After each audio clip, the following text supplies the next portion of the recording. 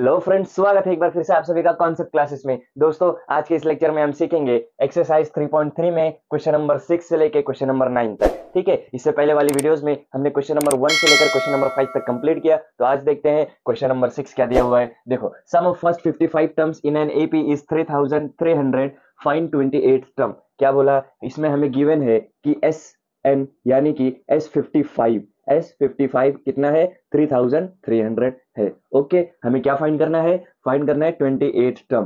क्या? T28 हमें find करना है। समझ में आ रहा है? ओके, बहुत ही सिंपल है। अब क्या करेंगे? देखो, T28 फाइंड करने के लिए हमारे पास एक फॉर्मूला है। क्या फॉर्मूला है? फॉर्मूला है Tn equals to a plus n minus one into d. ठीक है, ये फॉर्मूला है हमारे पास, जिसमें n की वैल्यू क्या आ रही है? n की वैल्यू आ रही है 28। तो लिखेंगे T28 equals to a plus 28 minus one into d. ठीक है, ए और डी की वैल्यू हमें नहीं पता है। समझ में आ रहा है? उसके बाद देखो, T28 कितना है हमें फाइंड करना है। T28 equals to a plus 28 minus one हो जाएगा 27, और ये डी 27 डी। T28 की वैल्यू क्या है? ए प्लस 27 डी। अब यहाँ अगर हमें ए और डी की वैल्यू पता रहती तो हम डायरेक्ट सॉल्व करते पूरा एकदम इजीली, और हमें T28 मिल जाता। लेकिन यहाँ ए और डी की वैल्यू हमें नहीं पता है, तो ए और डी की वैल्यू हम पहले फाइंड करेंगे। ये कैसे फाइंड करेंगे? देखो, ए और डी की वैल्यू फाइंड करने के लिए हमें एक और हिंट दिया हुआ है, एक सपोर्ट दिया हुआ है कि S55 कितना है? 3300 है। तो S55 का यानी एस एन का फॉर्मूला है भी है हमारे पास। ये वाला फॉर्मूला लगाते हैं, S n equals to n upon two bracket 2a plus n minus one into d. Okay, ये फॉर्मूला भी याद है आप लोगों को। अब देखो, इसमें n कितना है? इसमें n है 55। ओके, देखो n कितना है? 55। लिखेंगे S55 equals to 55 upon two, जहां जहां n है वहां हम 55 लिखेंगे। फिर 2a हमें नहीं पता, plus 55 minus one into D नहीं पता। ठीक है, अब क्या करेंगे? देखो, S55 की वैल्यू तो हमें पता है 3300 है, यहाँ लिख लो 3300। ओके, फिर ये 55 यहाँ ऊपर है मल्टीप्लाई में, तो नीचे आकर यहाँ डिवाइड में बन जाएगा। ओके, तो यहाँ क्या है? 1/2, और 2a प्लस 55 माइनस वन हो जाएगा 54d। ठीक है, इतना समझ में आया। अब देखो, एक नई चीज यहाँ पर ये आती है कि ये थ्री, ये डिवाइड हो जाएगा। सबसे पहले क्या होगा? 11 5 जा 55, 11 3 जा 33। उसके बाद 5 1 जा 5, ये दो जीरो ऊपर आ गए। 5 6 जा 30, ये एक जीरो ऊपर। क्या बचा? 60 इक्वल्स टू 1/2। फिर इसमें देखो 2 और ये 54, 2a कैसे बना है? 2 इंटू ए, और ये 54 इंटू डी कैसे बना है? बना है 27 इंटू टू इंटू डी। ठीक है, इन दोनों में से हम जो ब्रैकेट में कॉमन है, इसमें और इसमें, उसको बाहर निकालना है। तो देखो, 2a बना है 2 इंटू ए से, यानी कि 2 आ रहा है इसमें, और 54 इंटू डी बना है 27 इंटू टू इंटू डी से, इसमें भी 2 आ रहा है, यानी कि दोनों टर्म्स के अंदर ये 2 कॉमन है। तो 2 को हम लिखेंगे ब्रैकेट के बाहर, और ब्रैकेट के अंदर क्या बचा? अब a प्लस 27d। समझ में आ रहा है? ओके, अब यहाँ देखो क्या होगा, ये डिनोमिनेटर और न्यूमरेटर का 2 2 कैंसिल। क्या बचा? अब सिर्फ 60 equals to a plus 27d। समझ में आ रहा है? देखो, a plus 27d equals to 60 आ रहा है, और यहाँ भी क्या चाहिए था हमें? a प्लस 27d, यानी a प्लस 27d की जगह हम डायरेक्ट ये वैल्यूज यहाँ लिख सकते हैं। बिल्कुल, तो यहाँ क्या हो जाएगा? T28 इक्वल्स टू क्या? a प्लस 27d है, और a प्लस 27d की वैल्यू है 60, तो यहाँ लिख देंगे डायरेक्ट 60। समझ में आ रहा है? ओके, तो हमें T28 की वैल्यू मिल गई। बहुत सिंपल है। तो कंप्लीट हुआ हमारा क्वेश्चन नंबर 6, और इसी तरीके से बहुत ही सिंपल है क्वेश्चन नंबर 7 8 और 9 भी। ओके, उसमें आपको थोड़ा सा अज्यूम करने बोला है, वो आपको कंसिडरेशन भी। Sum of three consecutive terms is 27 and their product is 504। क्या बोला है? Find the terms. क्या बोला है? देखो कि सम, तीन कॉन्जिक्यूटिव टर्म्स है, उनका सम है 27, यानी एडिशन। तीन कॉन्जिक्यूटिव टर्म्स को ऐड करोगे तो 27 आएगा, और उनको प्रोडक्ट, उनको मल्टीप्लाई करोगे तो 504 आएगा। अब वो फाइंड करो कि वो तीन टर्म्स कौन कौन से हैं।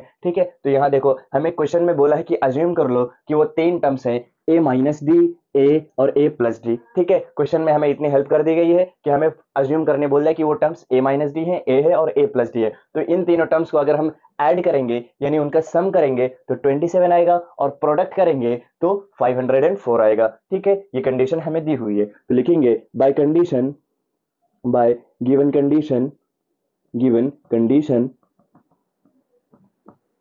a minus d plus a plus a plus d, तीनों टर्म्स को ऐड कर रहे हैं, है ना, तो कितना आना चाहिए 27 आना चाहिए। ठीक है, इतना समझ में आया। ओके, इसे सॉल्व करते हैं। देखो ये क्या है, माइनस डी और ये प्लस डी हो जाएगा कैंसिल। अब क्या बचा, ए प्लस ए कितना हो जाएगा 3a इक्वल्स टू 27। समझ में आ रहा है। अब ये ए यहीं रहने दो, 27 भी अपनी जगह पे 3 मल्टीप्लाई में था, यहाँ का डिवाइड में बना, 3 1 3, 3 9 27। देयरफॉर ए की वैल्यू आई कितनी, ए की वैल्यू आई 9। समझ में आ रहा है, कोई दिक्कत नहीं यहाँ तक। अब देखो इनका प्रोडक्ट कितना है 504 लिखेंगे ऑल्सो कि यहाँ देखो प्रोडक्ट भी उनका कितना है, प्रोडक्ट कितना है, प्रोडक्ट इज 504, 504। ठीक है, तो क्या हो जाएगा a minus d multiplied by a plus d कितना आ रहा है 504। ओके, अब देखो ए की जगह हम ए की वैल्यू रख सकते हैं। हाँ, 9 माइनस डी हो गया इंटू 9 हो गया,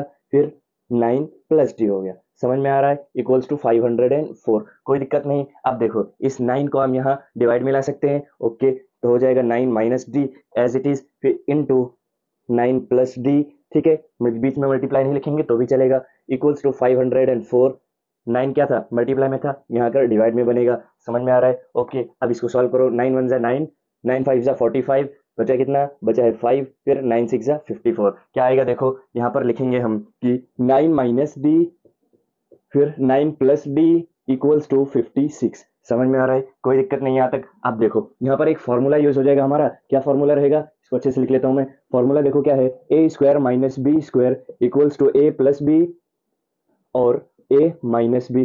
ठीक है, ये फॉर्मूला याद आ रहा है आपको। देखो क्या फॉर्मूला था, a square minus b square equals to a plus b a minus b. तो यहाँ देखो ए प्लस बी है, ए माइनस बी है मल्टीप्लीकेशन में, तो हम ये लिख सकते हैं a square minus b square. बिल्कुल, तो ए क्या है इसमें 9 स्क्वायर और बी क्या है डी माइनस डी का स्क्वायर इक्वल्स टू 56। समझ में आ रहा है, कोई दिक्कत नहीं। अब देखो क्या होगा, ये माइनस डी का स्क्वायर एज इट इज, फिर 9 का स्क्वायर कितना है 81 इक्वल्स टू 56 रहेगा। ओके, उसके बाद देखो माइनस डी का स्क्वायर यहीं पर रखो, फिर 56 यहाँ पर हो जाएगा अपनी जगह पे, और ये 81 प्लस में है, दूसरी साइड जाकर माइनस में बनेगा। समझ में आ रहा है। उसके बाद देखो minus d square as it is, फिर 81 माइनस 56, देखो प्लस माइनस होगा माइनस, 81 माइनस 56 हो जाए 25। ओके, साइन बड़े नंबर की माइनस 25, ये माइनस कैंसिल, क्या बचा d square equals to 25। Okay, फिर डी स्क्वायर हटेगा तो क्या आ जाएगा रूट में 25। ओके, प्लस भी हो सकता है माइनस भी हो सकता है। तो अगर अब देखो डी स्क्वायर क्या,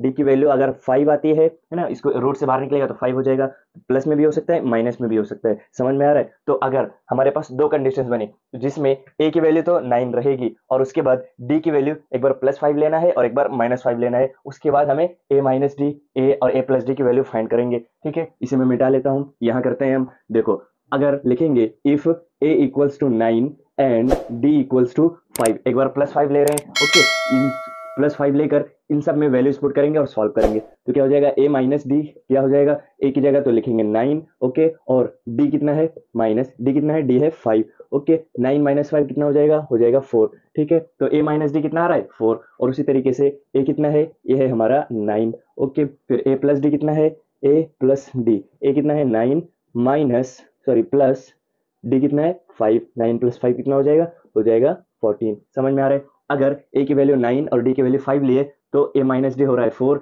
ए हो रहा है 9 और ए प्लस डी हो रहा है 14, यानी कि हमारा एपी क्या रहेगा, एपी के टर्म्स रहेंगे 4, 9 और 14। ठीक है, समझ में आ रहा है। और उसके बाद अगर हम ए की वैल्यू लेंगे 9 और डी की वैल्यू -5 लेते हैं, देखो डी क्या आ रहा है +5 भी -5 भी, तो डी पहले +5 लिए, अब इसके बाद हम डी -5 ले रहे हैं। समझ में आ रहा है। तो ए माइनस डी कितना हो जाएगा, ए है 9 माइनस डी कितना है, डी है -5। ओके, तो 9 और ये माइनस माइनस हो जाएगा प्लस, तो 9 + 5 कितना होगा, हो जाएगा 14। समझ में आया। उसके बाद ए है, ए तो 9 ही है। ठीक है, समझ में आ गया। उसके बाद ए प्लस डी कितना हो जाएगा 9 प्लस डी कितना है -5 इक्वल्स टू, प्लस माइनस होगा माइनस, तो 9 - 5 कितना हो जाएगा 4। समझ में आ रहा है। देयरफॉर एपी क्या बनेगा, एपी बनेगा 14 9 4। समझ में आ रहा है, कोई दिक्कत नहीं। तो ये देखो ये हो गई हमारी दो पॉसिबल एपी। समझ में आ रहा है, कोई दिक्कत नहीं। तो इसी तरीके से सॉल्व हो गया हमारा क्वेश्चन नंबर 7 भी। अब करेंगे क्वेश्चन नंबर 8, वो भी बिल्कुल इसी तरीके से है। Find 4 consecutive terms in an AP whose sum is 12 and sum of third and fourth term is 14। ठीक है, क्या बोला है, 4 consecutive terms है जिनका सम 12 है, और तीसरे और चौथे टर्म को ऐड करेंगे तो 14 आएगा, यानी चारों का सम है 12 और सिर्फ थर्ड एंड फोर्थ टर्म का सम है 14। ठीक है, तो इसमें चार कॉन्जिक्यूटिव टर्म्स कौन से हैं? देखो, इससे पहले हमने जो क्वेश्चन किया उसमें कॉन्जिक्यूटिव टर्म्स दिए हुए थे क्या? A minus d and a plus d. समझ में आ रहा है? लेकिन तीन कॉन्जिक्यूटिव टर्म्स है, एक दो तीन। अगर हमें तीन कॉन्जिक्यूटिव टर्म्स के लिए ये करना है, और अगर चार कॉन्जिक्यूटिव टर्म्स हुए तो क्या करेंगे? तो उसके लिए हम पहले कंसिडर करेंगे ए minus D, a plus d. ठीक है, उसके बाद यहाँ पर ए माइनस 3D और यहाँ पर ए प्लस 3D। समझ में आ रहा है? कितने टर्म्स हो गए? हो गए चार। ठीक है, समझ में आया क्या क्या? A minus D, a plus d, A minus 3D, A plus 3D। समझ में आ रहा है? ओके, समझ में आ गया। अब देखो, चार कॉन्जिक्यूटिव टर्म्स हमें मिल गए। क्या बोले? चारों को ऐड करेंगे तो 12 आएगा। क्या करना है? A minus 3D plus a minus d plus a plus d plus a plus 3D equals to 12। समझ में आ रहा है? क्या है? बाय गिवन कंडीशन लिखेंगे, बाय गिवन कंडीशन। ठीक है, गिवन कंडीशन हमें ये दी हुई है। ठीक, अब यहाँ देखो, ब्रैकेट में डाल देते हैं इसको ताकि देखने में अच्छा लगे। यहाँ देखो, minus 3D plus 3D cancel, minus d plus D cancel, बचा क्या? ए plus a plus a plus ए, यानी कि 4a इक्वल्स टू 12। अब ए यहीं रहने दो, 12 अपॉन 4 हो जाएगा, 4 ऑन द 4, 4 3 जा 12। समझ में आ रहा है? यानी लिखेंगे देयरफॉर ए कितना आया? ए इज 3। ओके, ए की वैल्यू हमें यही मिल गई, कोई दिक्कत नहीं। अब देखो क्या बोला है? थर्ड एंड फोर्थ टर्म का सम करेंगे तो 14 आएगा। लिखेंगे ऑल्सो क्या? थर्ड टर्म क्या है? 1 2 3, a plus d, a plus d plus fourth term क्या है? ये वाला, ए प्लस 3D इक्वल्स टू 14। समझ में आ रहा है? कोई दिक्कत नहीं। अब देखो, ये a प्लस ए हो जाएगा 2a plus d plus 3D हो जाएगा 4D इक्वल्स टू 14। समझ में आ रहा है? उसके बाद देखो, अगर हम इसको 2 से डिवाइड कर दे, या 2 से डिवाइड नहीं करें, क्या करें? a की वैल्यू इसमें पुट कर दे। 2 इंटू ए कितना है? 3, कितना हो जाएगा? 2 3 जा 6 plus 4D equals to 14 plus 4D equals to 14। ठीक है, समझ में आ रहा है? अब ये 4D यहीं रहने दो, 14 भी यहीं रहने दो, प्लस 6 है, यहाँ कर माइनस 6 बन जाएगा। क्या हो जाएगा? माइनस 6 हो जाएगा 8। ओके, डी यहीं पर 4 मल्टीप्लाई में है, यहाँ कर डिवाइड में बनेगा, 4 1 4, 4 2 8। देयरफॉर डी की वैल्यू कितनी आई? डी की वैल्यू आ गई 2। ठीक है, समझ में आ रहा है? अब हमें ए और डी की वैल्यू मिली है, लेकिन हमारे टर्म्स क्या थे? ए minus 3D, A minus D, a plus d, a plus 3D। Okay, तो हम इसमें वैल्यूज रखेंगे, इनमें वैल्यूज रखेंगे ए और डी का, और फाइंड करेंगे हमारे टर्म्स। ठीक है, ए माइनस 3D कितना आएगा? हो जाएगा ए कितना है? 3 माइनस 3 इंटू डी कितना है? डी आया है 2। ठीक है, 2 क्या हो जाएगा? देखो, 3 as it is equals to 3 as it is, फिर 3 2 जा 6 6। ओके, क्या आ जाएगा? 3 माइनस 6 हो जाएगा -3। समझ में आया? उसी तरीके से ए माइनस डी, ए माइनस डी, ए कितना है? 3 माइनस डी कितना है? 2। क्या आएगा आंसर? आंसर आएगा 1। ओके, फिर ए plus d, a plus d, ए कितना है? 3, डी कितना है? 2, ए 3 प्लस 2 हो जाएगा 5। ओके, उसके बाद ए प्लस 3D, ए प्लस 3D। ओके, ए कितना है? 3 प्लस 3 इंटू डी कितना है? 2। ओके, फिर 3 एज इट इज प्लस 3 2 जा 6। ओके, 6 प्लस 3 होगा 9, यानी कि हमारे 4, देयरफॉर लिखेंगे 4 कॉन्जिक्यूटिव टर्म्स। हमारे 4 कॉन्जिक्यूटिव टर्म्स क्या है? 4 कॉन्जिक्यूटिव टर्म्स आर, क्या है वो टर्म्स? -3 1 5 9, -3 1 5 9 and so on. ठीक है, समझ में आ रहा है? तो ये हो गए हमारे 4 कॉन्जिक्यूटिव टर्म्स। तो सॉल्व हो गया हमारा क्वेश्चन नंबर 8 भी, बहुत ही सिंपल है। चलो अब करते हैं इस प्रैक्टिस सेट का last question, question number 9। Okay, 9 दिया हुआ है, if 9th term of an AP is 0 then show that 29th term is twice the 19th term. क्या बोला है? बोला है कि अगर T9 इक्वल्स टू 0 है तो शो दैट T29 यानी कि 29 term is 2 times the T19 term. ये हमें शो करना है। कैसे करेंगे? देखो, सबसे पहले हमारे पास तो ये फॉर्मूला है Tn equals to a plus n minus 1 into d. ठीक है, तो इसमें T9 की वैल्यू रखते हैं, T9 equals to a plus 9 minus 1 into d. T9 क्या है? 0 है ना, a प्लस 8d।